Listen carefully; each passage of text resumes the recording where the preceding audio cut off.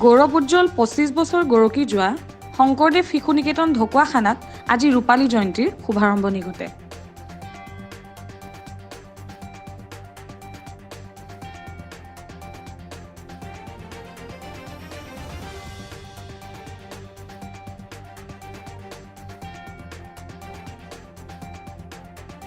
এই অনুষ্ঠানতে মন্ত্ৰী নৱকুমাৰ দলেদেৱে নিকেতনৰ উচ্চতৰ মাধ্যমিক শাখা আৰু শিশুকুঞ্জৰ মুঠ ২টি নতুন গৃহৰ আধাৰশিলা স্থাপন কৰে।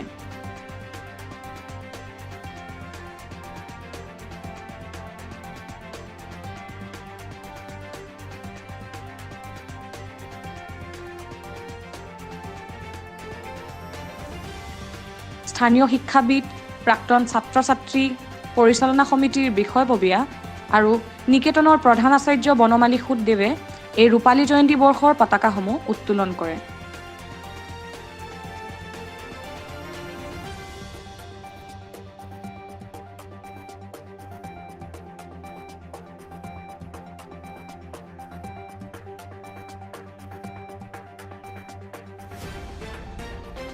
ঢকুৱাখানা মহাবিদ্যালয়ৰ অৱসৰপ্ৰাপ্ত অধ্যক্ষ ডক্টৰ গিৰীন গগৈয়ে নিকেতনৰ মূল পতাকা উত্তোলনৰ অনুষ্ঠানত ৰূপালী জয়ন্তী বৰ্ষৰ লগত সংগতি ৰাখি ২৫খন পতাকা উত্তোলন কৰে।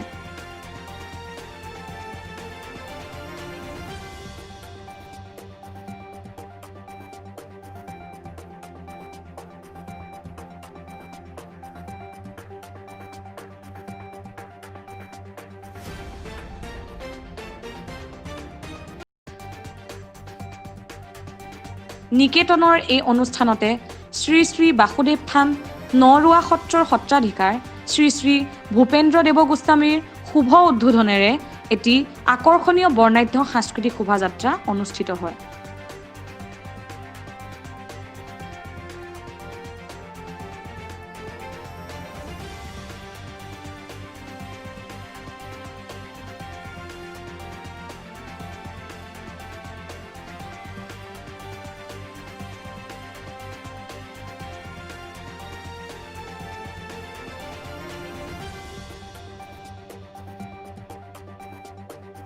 ঢকুৱাখানাৰ পৰা ধনৰঞ্জন হাজৰিকা, সংস্কাৰ লাইভ 24।